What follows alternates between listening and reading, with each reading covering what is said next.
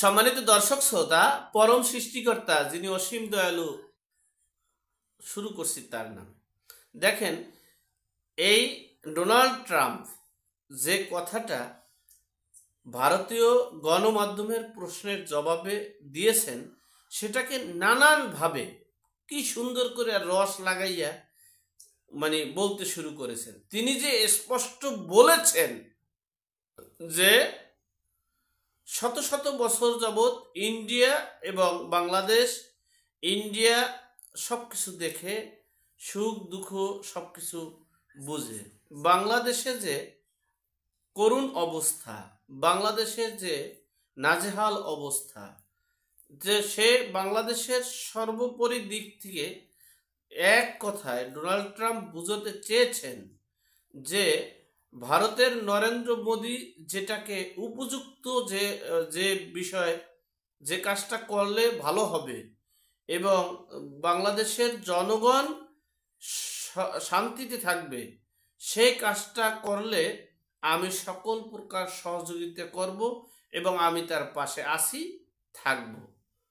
সেই বিষয়টাই কিন্তু সেভাবেই কিন্তু বুঝিয়েছে স্পষ্ট ভাষায়।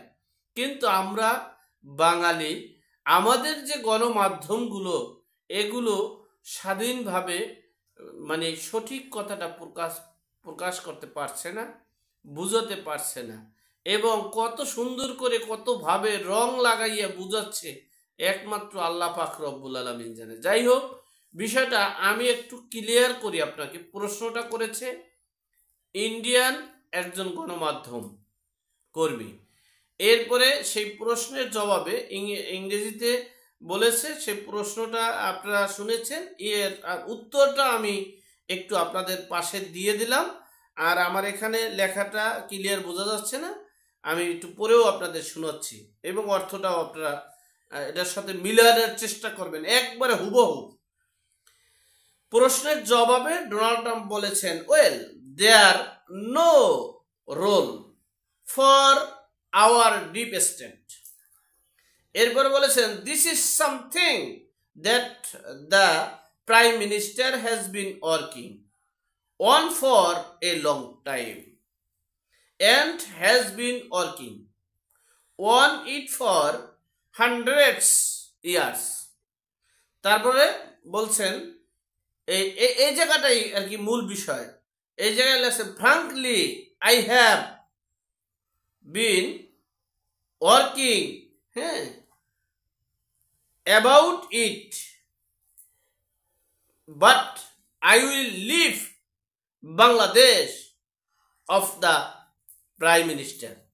অর্থাৎ এই কথাটা দেখেন, এই আমি ছেড়ে দিলাম, এই দেখেন এখানেই লেখা, frankly I have been working about it, but I will leave Bangladesh of the prime minister.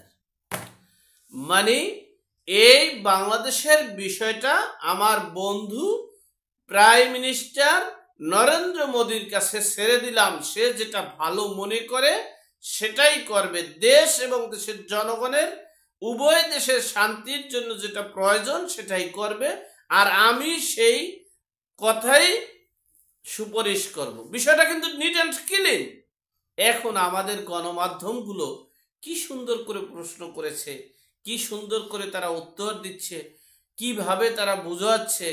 একজন অ্যাডভোকেট সাহেব দেখলাম, আবার তিনিও অনেক উত্তর দিয়েছে, ভাই আমরাও তো ইংরেজি বুঝি না, আমরা বাংলাই ভালো করে বুঝি না, তারপরও বোঝার চেষ্টা করি।